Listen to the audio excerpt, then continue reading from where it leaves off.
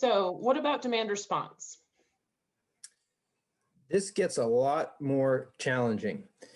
If you think about, again, what's driving the energy use? What's driving the demand? It's lights and it's the HVAC systems. And the lights are what drive, the growth of the plant. It's what drives the photosynthesis. So, sort of the top line on that is nobody's going to want to curtail their use of lights.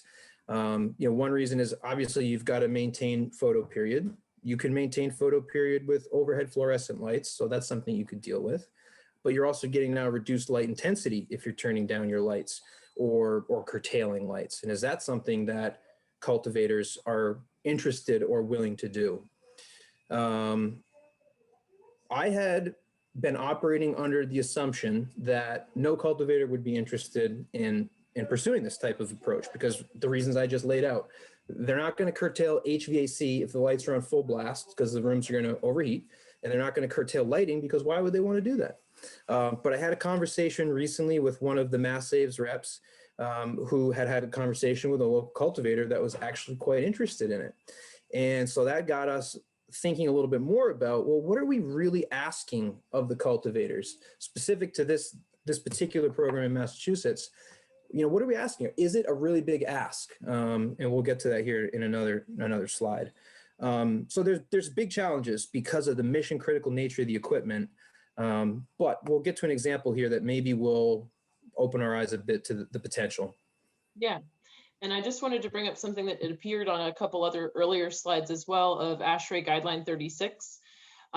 It's possible to apply that to non-cultivation areas as a way to have growers participate in demand response programs, just avoiding the cultivation areas if they aren't attracted by the economics. So if you're not familiar with ASHRAE guideline 36, it has a demand response suggested sequence of operation based off of stage of response. And so the cultivators could assign, priority 1, 2, 3 to different non-cultivation areas, and even maybe cultivation areas, and say that they could have some stages of response during demand response events. And so, Nick, I'm really excited to show this example. And, one thing to remember about demand response is the customer is always able to opt out of the event. So the real challenge for the program administrators and the folks working with the cultivators is to just, manage that relationship, foster that trust.